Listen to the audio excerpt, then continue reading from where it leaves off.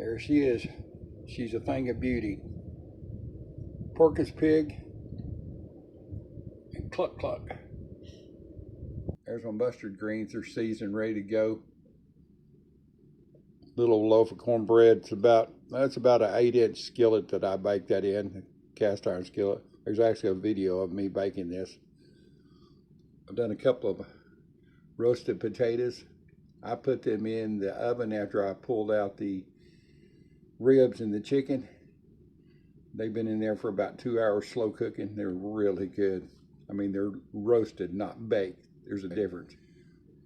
And of course, the ribs, they look so yummy. And the barbecue chicken. I had problems with the audio on this video, so I've done a voiceover. And it has some kind of weird background to it, so hope you bear with me. Just letting you know what's going on. This is a great recipe. This is about 3 hours before I put the ribs in the oven. I'm prepping them. All I use is Camp Dog non-typical. It's a really great seasoning. Not spicy. It's a good just all around seasoning. I use it on everything. I coat both sides of the ribs. Of course, I've got the ribs clean. I've got the membrane pulled off, and these are spare ribs. They've got a pretty good bit of meat on them. These are for me to say. Make sure you wrap the whole thing up in aluminum foil as good as you can. This is a long cook.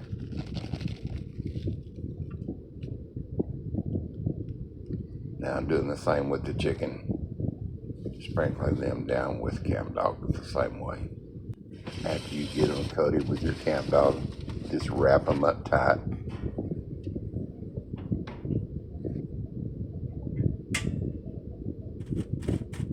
Yes, and if you want you some Camp Dog, look at that order information. It's a great product. I don't own the company. I don't make any money off of it. It's just a friend of mine that makes it. He'll treat you right. So the meat's been in the oven for about an hour. It's a slow cook. I'm going to check the temperature on the meat, starting with the chicken, of course. It's all about 150 right now, somewhere in that range. It needs to be 165 before you serve it. 55 and 170. I'm just checking to make sure it's all pretty well even. Most of the pieces were about the same size, and of course, I'm getting ready to put the barbecue sauce on. Once I put the barbecue sauce on, it goes back in the oven, not covered.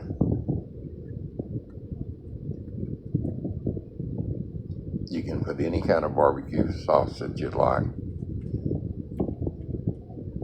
as little or as much as you want. Don't matter.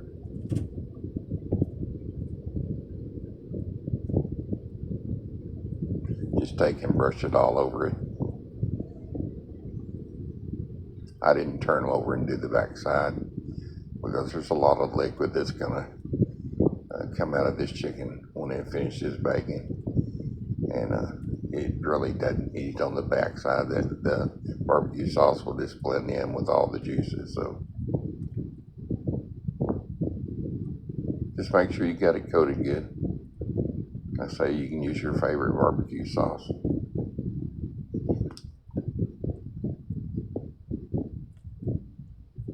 You can see I'm being a Picasso and making sure I get every painted in between all the lines here.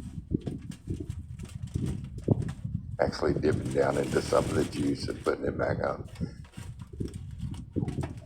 You don't want your chicken dried out, of course.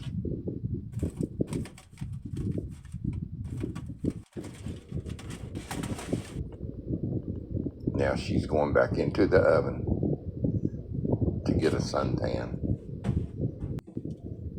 Once it goes back in the oven, it's just going to cook for a few minutes until the barbecue sauce gets kind of sticky. You see, I brought it out. I just sat there and looked at it, made sure it didn't get too dark. I'm going to put it into a big stainless steel bowl.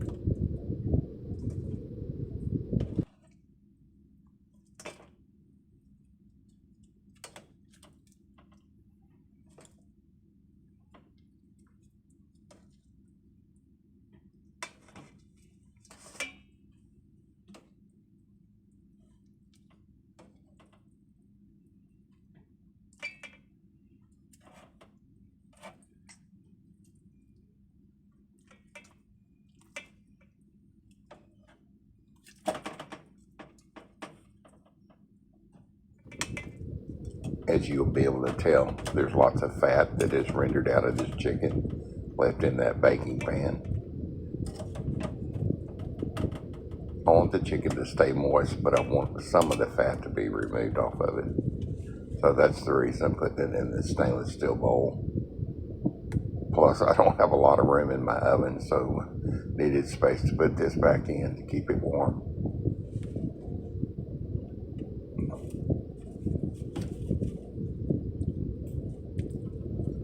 Time to add the final coat of barbecue sauce.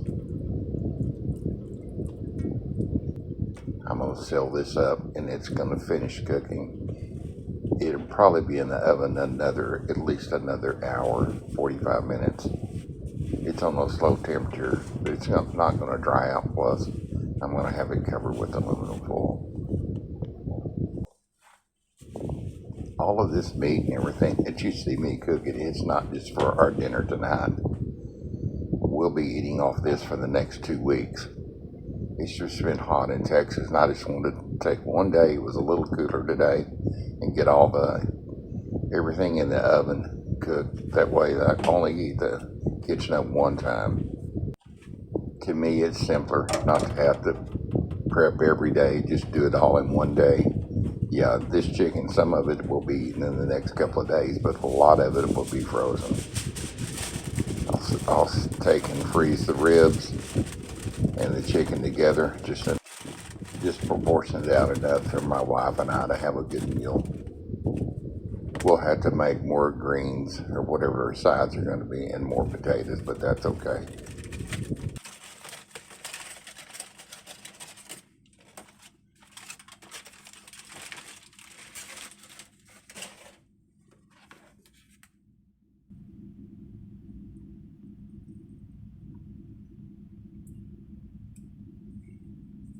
Tender. About 190, 202. It's ready for the sauce.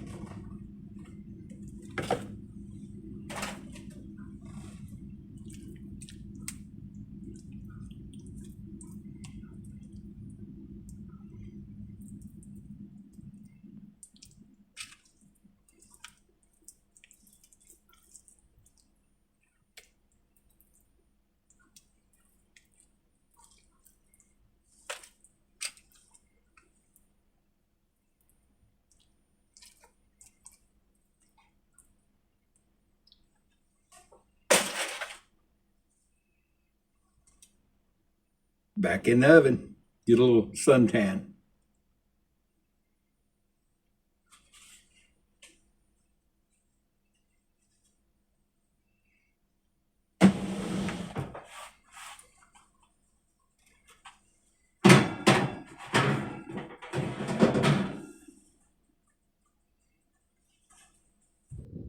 They're fully cooked at this point. I just want some good dark mahogany color, as they call it. A great suntan. Back in the oven they go. I've got the broiler turned on, and this is on the top shelf of my oven, so it's close. So you got to stay there and make sure it doesn't burn. You want the barbecue sauce to get sticky, but that's it. I mean, literally within just a few minutes, it's ready to come out. You can see that, and it's already got a lot of color on it. Transformed into something beautiful.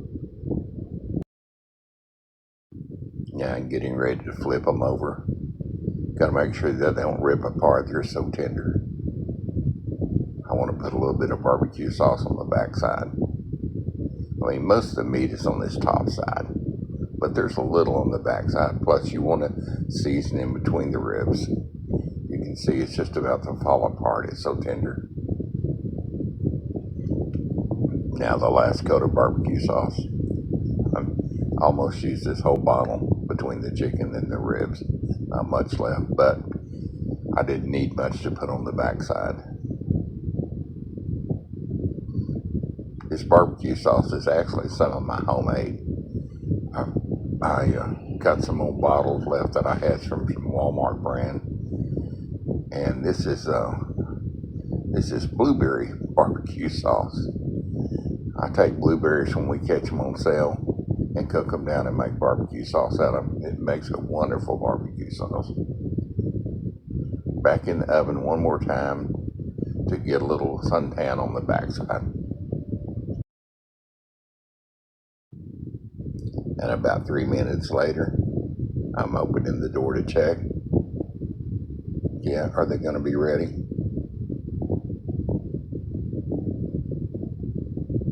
No, not yet. This is what you have to do when you're cooking over the broiler. You don't want it to burn, but you want it to add some nice suntan to it. You can see I'm reaching up just to turn the broiler off. I've checked it 3 or 4 times and it's ready. This is just over a span of about 3 or 4 minutes. Don't walk off, don't leave it. I mean, just sit there. And in my case, I can't stand very well, so I literally have to sit on my stool. Let's take a look at these babies. Oh yeah. Oh yeah. They looking fine. And you can see I'm grabbing my big baked potatoes, getting ready to put them back in the oven. I don't poke holes in them. I wash them down and dry them, and that's it. And just put them on the rack, not covered, not wrapped in foil. You want them to roast. Welcome back to a long, hard day of prepping and cooking. It's about going on 5 o'clock. The ribs and everything were completed about an hour or so ago. I've had them in the oven, and the chicken was done at the same time. I had a round full of cornbread that I had already baked. It was in the freezer. Had some greens that were already made. So we're gonna have a good old Southern meal. Let me show you what we're gonna have. There's my mustard greens. They're seasoned, ready to go. Little loaf of cornbread. That's about an 8-inch skillet that I baked that in, a cast iron skillet. There's actually a video of me baking this. I've done a couple of roasted potatoes. I put them in the oven after I pulled out the ribs and the chicken. They've been in there for about 2 hours slow cooking. They're really good. I mean, they're roasted, not baked. There's a difference.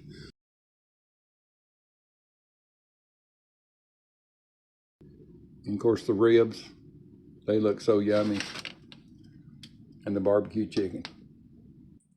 All right, we'll get the mustard greens.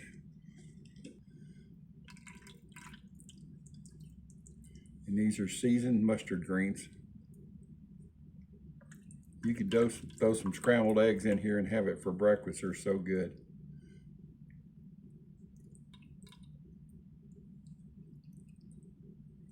Wife's over here, but she doesn't want to be on camera right now.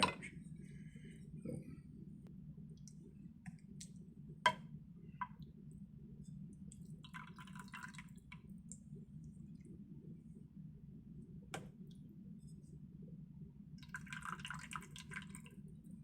You see the seasoning I used on my ribs of the Camp Dog non-typical. If you want you some of that Camp Dog, I'll leave a link in the description.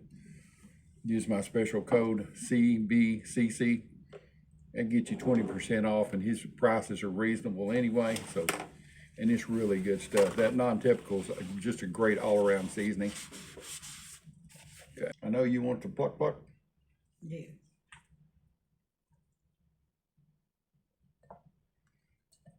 One rib. Mm-hmm. Okay.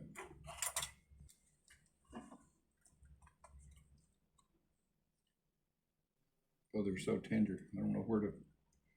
Literally, they just. There's how tender they are. They just break apart.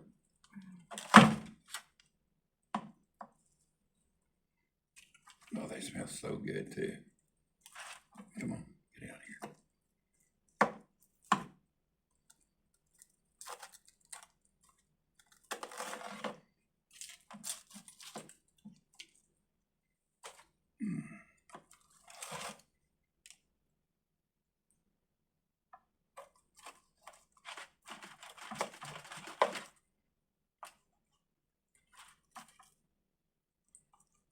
Let me turn them over so I can see them.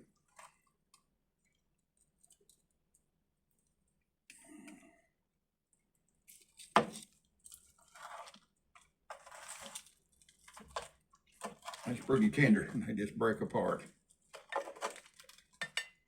And you see the bones just falling out of them.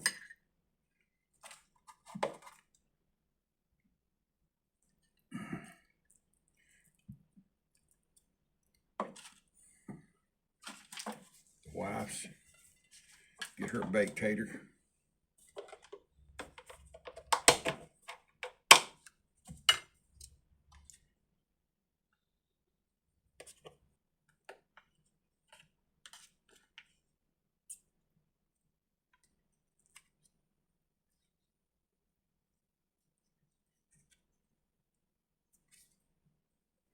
I'm going to cut you a small piece of cornbread.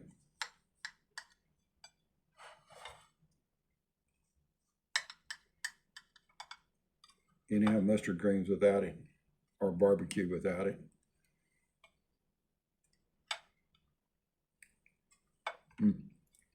That's really good. Well, there's hers. Well, there's what they call the labor, my reward of my labor today, cooking all this stuff.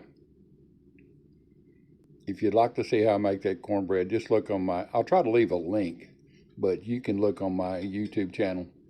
It shows how I make cornbread, lots of it, and the greens also. And I think this is the first time I've ever made ribs in the oven. I was going to do it outside, but it's just too dadburn hot. And of course the chicken. These potatoes were baked slow and easy for about 3 hours at about 200 degrees. Well, I appreciate y'all being here on my channel. Do me a solid and like this video. Leave me a comment. Do you like barbecued ribs cooked in the oven? I know they're not smoked ribs, I know that, but they're really good. And what about chicken? Do you barbecue chicken in the oven? I was going to tell you thank you for being here on my channel. Means a lot. Please subscribe, like, and share. We'll catch you on the next one. Sometimes in life there's hills that you just don't think you can climb over. Well, I ran out of gas doing this video because I am a heart patient. I'm in heart failure. Doing better. But just keep on keeping on. You'll get through it.